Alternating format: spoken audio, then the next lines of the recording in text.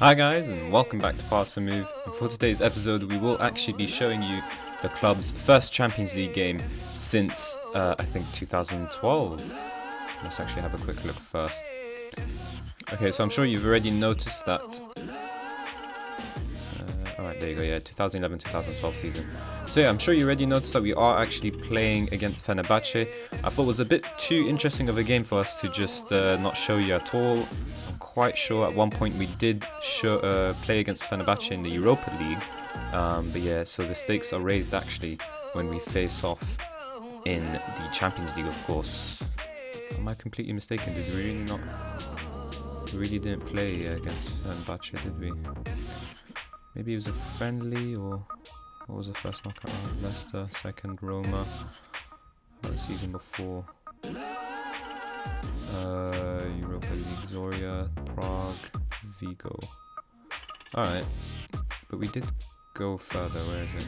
Santonpian, BMG. Okay, apparently we never played Fenerbahce, so that's a different story entirely. But yeah, the Turkish team are, of course, quite a big team in Turkey, and it's just too big of a game to not show you because there's no guarantee we'll get further than this stage. Now the expectations, however, are to get into the group stage minimum, and I would agree that we need to try and get into the group stages at least. I agree with the board, but I just think that the draw was a little bit unfair on us, and we got a team a little bit too tough for my liking. So the other draws are the following here, as you can see, and why aren't we actually here? Or is this the wrong one? Where are we?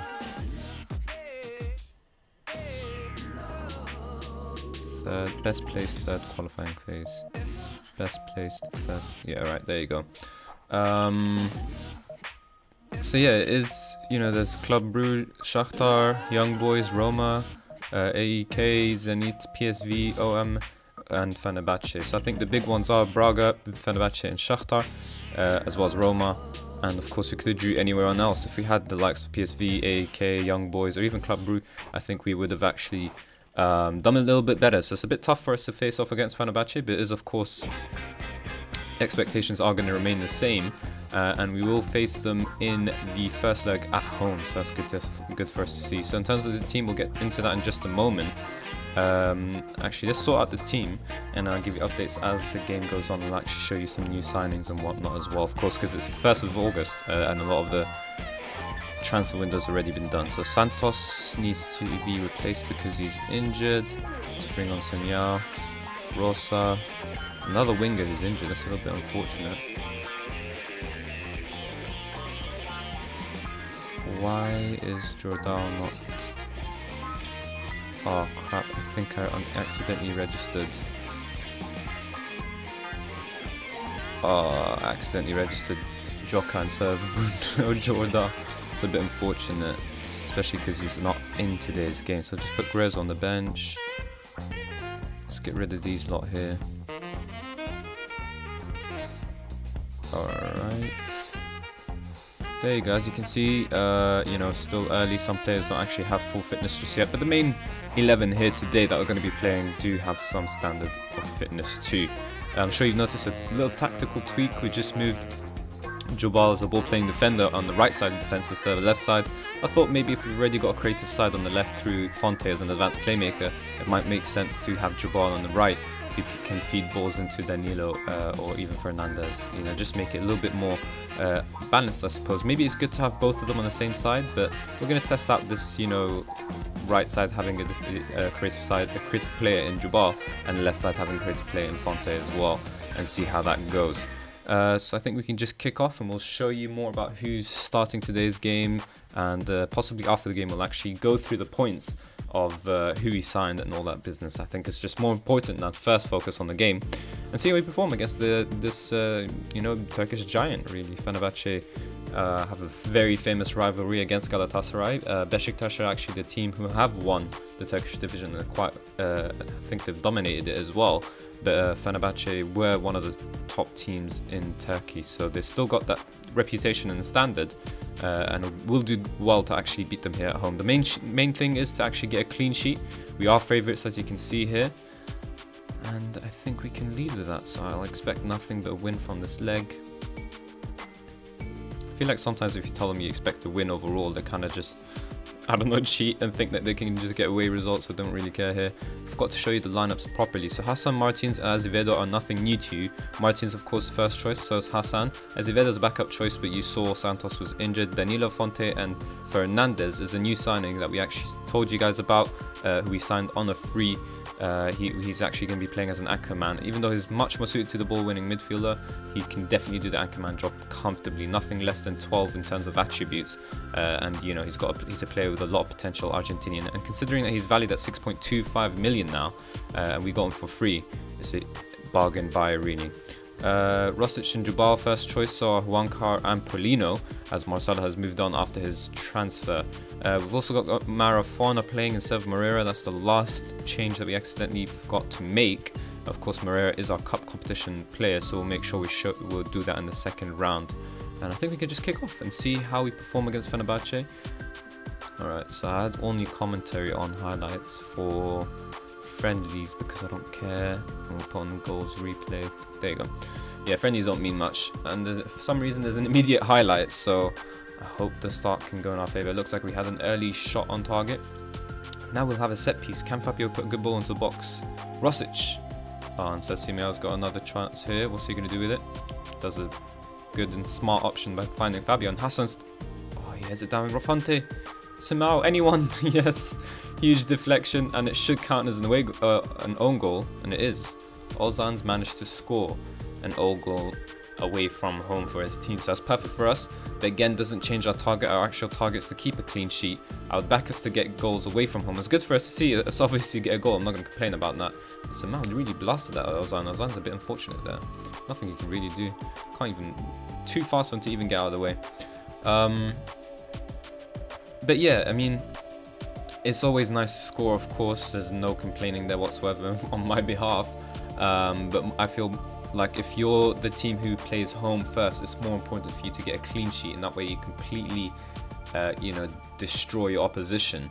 Because, once you get away from home, they're already frightened because they know a single goal will cause them some serious damage. I personally, when I'm playing a two-leg game, I love to be the away team in the first leg because that really sets us up perfectly for the first leg, and we can really just go all out attack and just look to really score as many goals as possible, really, and put some serious pressure on our opponents. But yeah, 1-0 so far, and that's a good lead to have, and hopefully we expand on it here as Jubal has the ball. What's he going to do as a ball-playing defender on the right?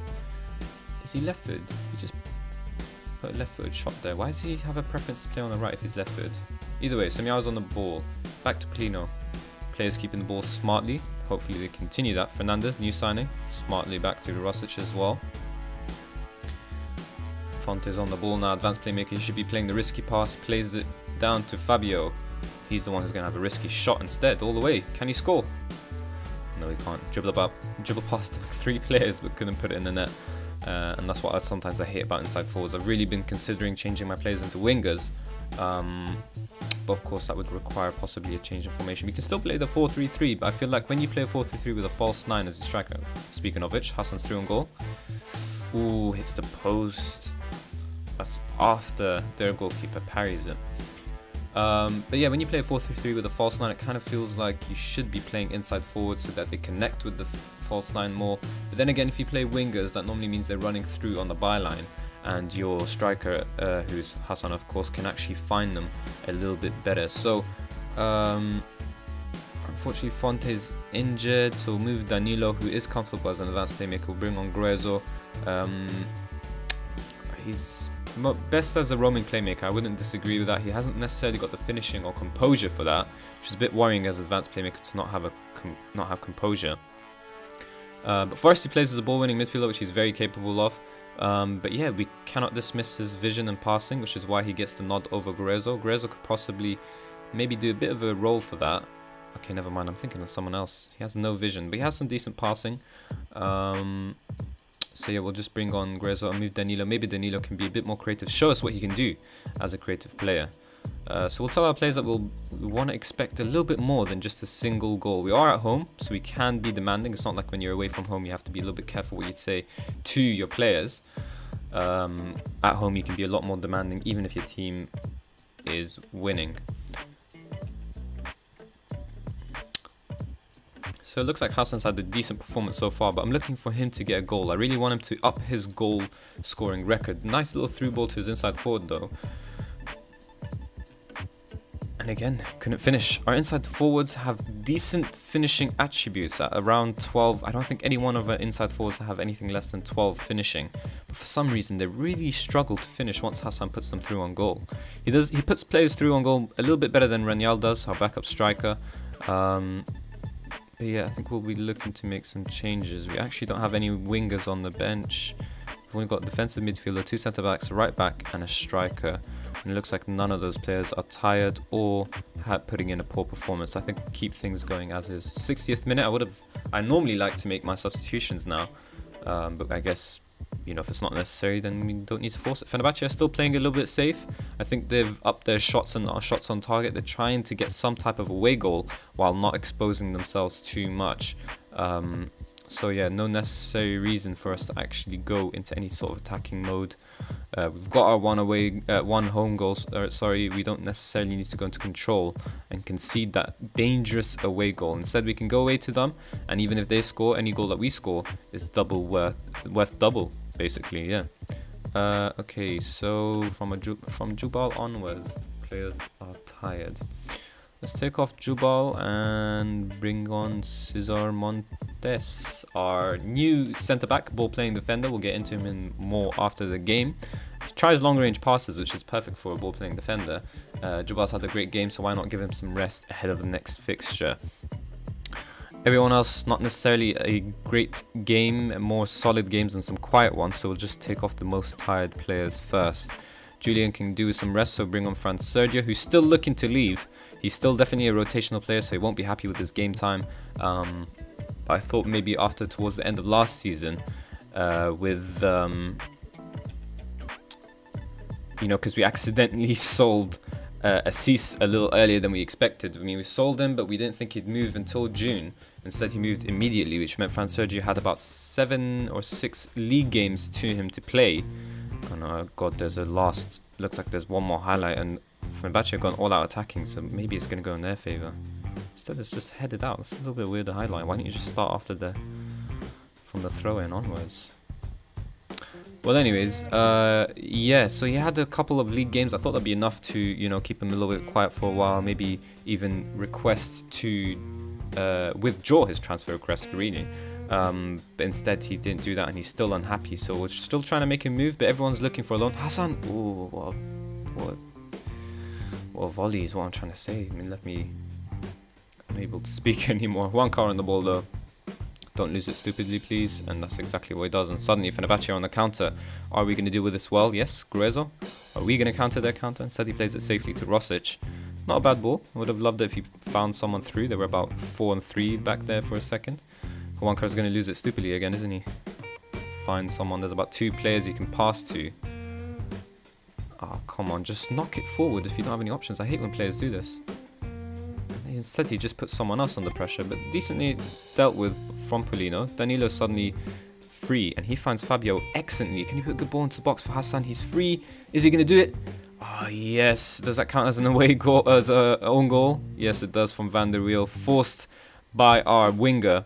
And Hassan's a little bit unfortunate not to get a penalty, at the same time not to get his goal. But all round good play. And look at that.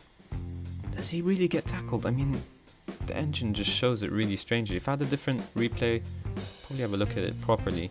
Either way, the point is we get a goal. It's 2-0 at home, and we can cause even more damage when we do face them away from home. The good thing is, though, that we showed you a result that was important to us, and we've done quite well to win the game here, setting us up perfectly for the second leg.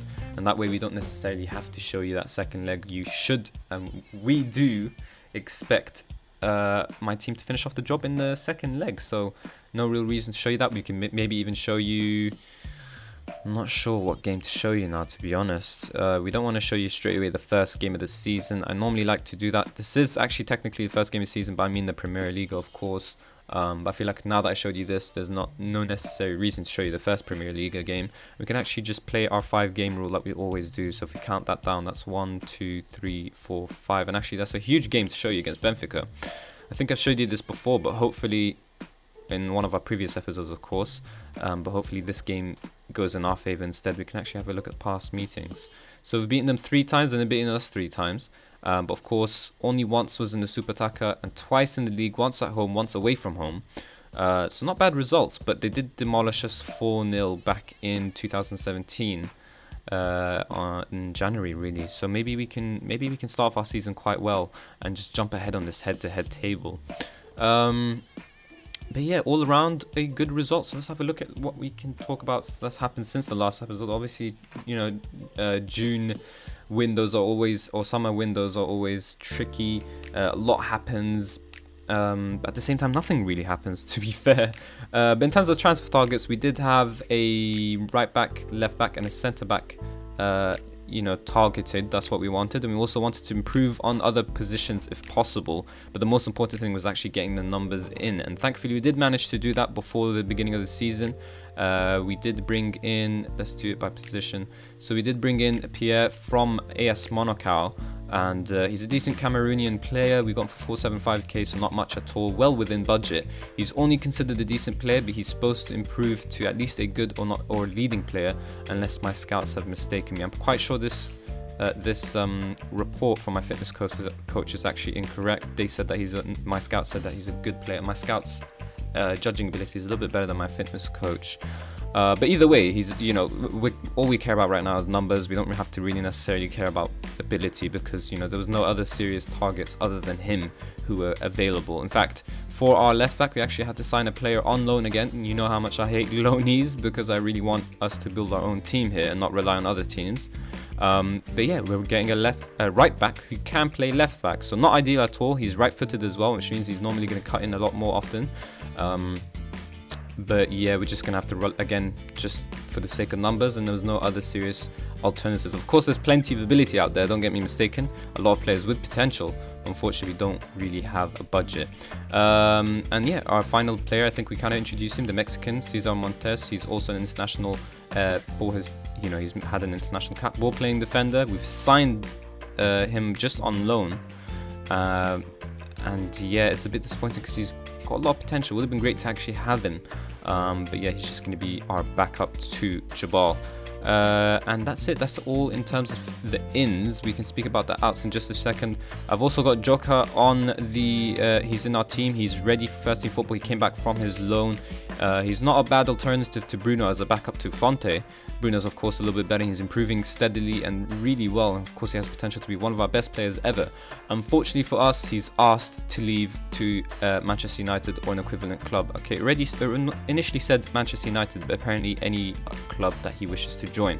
So we've made that promise, so we have to actually accept a bid for him, and for some reason, I think it's because he's with us, he's hugely undervalued. That's 275k. It's probably because of his wages as well, but considering he's one of the best players, or going to be one of the best players at our club, it's very disappointing for him to ask us to leave. And at the same time, we really do want to hold on to him and hold on to our star talent. We're going to miss out once more. And there is someone else here that we need to talk about. So Bruno Wilson is another player who's also ready for first team football. He's a centre back. Unfortunately for him, we didn't need a centre back. We needed, we did obviously target a centre back, but we did target a ball playing centre defender, and he's not necessarily that. He doesn't have the vision or passing or the first touch or technique necessary for being a ball playing defender. So maybe we'll consider him instead of Arthur George or Jorge. I don't know how to say his name. Either way, we'll consider him for Arthur if Arthur doesn't fulfill his potential, maybe. So far, he's not quite... He's ready for first team football. He's ready for the Premier League, of course. Where is he gone again? Bruno Wilson. But he's not as good as Arthur, so he's not quite ready to knock Arthur off the, off his perch. So we've trying to get him a nice loan. Unfortunately for us, a lot of the teams in Portugal, as well as the lower leagues, just really don't have any good facilities. The key thing to loanees is actually to loaning your players out is actually loaning them to a good club with good facilities. So we're trying to find a Premier League football club. You'd think that'd be easy. There were a couple of people in for him, but they just don't have the facilities for it. I think Portimonense were for him. We've got average training facilities and adequate youth facilities. It's shocking to see this, because they're obviously in the top division, and I'm used to playing in the English league, which is like you can go down to about Sky Bet League 2, I think, and you'd still find clubs with good training facilities and good youth facilities as well. But this is a Premier League football club and they still don't have good enough facilities. That's how big the gap is between Porto, Benfica and Sporting and the rest of the league, and possibly you could include us amongst that as well, as we have some decent facilities ourselves. We had a tour in North America along with our other friendlies. We play a couple of friendlies at home. We did play against the big three. They were available. Just made sense to have some competitive games. I'm not too fussed about the results, even in America. So we did play in North America. We played once in Mexico and twice in America, and the other three were home games to try and just make some money and get receipts, of course, and show some of our home fans some appreciation in the pre-season. So yeah, we're also looking to improve our staff. We do have more available staff to sign now, such as scouts have gone up from 7 to 12. That's because we qualified for the Champions League and the board are very happy, of course. I think finances are a little bit better off. We didn't have the funds for both youth facilities and training facilities, unfortunately, so the training facilities has been cancelled. I'm not sure that's why it's showing the first one's cancelled. It's just the second one, because, you know, training facilities and youth facilities have both been completed the first time. Second time around, it looks like youth facilities got the nod instead. We've made some money again, but once the board said, okay, it's just going to be youth facilities, we actually were really poor. We had about 1 million in the bank, and that didn't look too well for us. But thankfully, Champions League money and all that money comes from TV rights, sponsorships, all that business. Just before the season starts, our balance has gone up to 6 million again, so not too bad. But yeah, we'll definitely be looking to bring in better staff. I think some of our staff have already left. Some of the worse ones. I would have definitely terminated the contract already, but it just would have put a hole in our money, in our finances. So I just left it until they run out their contracts and then sign better staff. And again, it's just, the same theme of losing youngsters is not pleasing. We've already mentioned that point. And again, the same thing I have to mention once more is that we're disappointed that we actually had to sign loanees and not real players, because we're just going to continuously bring in these players until we actually have the numbers for it. And we have to be very careful. There's also another update in terms of Danilo. We actually had to promise him that we will win a title. It says silverware. He asked for a title and I said, yeah, sure, we'll try that this season. Stay with us and help us, and if you can't, then you can leave. But yeah, I mean, we probably just bought ourselves one more year with Danilo, and he'll probably leave the next season. I don't see us winning the league with this squad. We definitely need some improvements, but until our finances improve, we won't be challenging for the league title. So we need to go for Champions League football probably several seasons in a row to actually make some serious money, and then maybe we can win the league title. But the gap between ourselves and Porto, Benfica, and maybe Sporting's been closed a bit, but the gap between Benfica and Porto in particular is too big. Porto are a rich club, and one of the richest possibly in the Premier League, as well as, of course, world football in general in Europe. Let's have a look at them actually. Benfica, they're considered rich. European Champions Cup as well, football. Porto, you could say the same, rich. I think Sporting are also considered rich. No, they're only secure, and they're down to Europa League football. I think a lot of their squad players will be a little bit unhappy now. We tried to sign a few, but of course we couldn't actually afford them, which is again disappointing. For example, this season, I think we had about 3 million in the bank, and we wanted to get 3 players in. So what can you really buy with 1 million each per player in today's football? No one necessarily. So if you just have a look at the central defenders, for example, players with potential, I think we already have the attributes selected as well.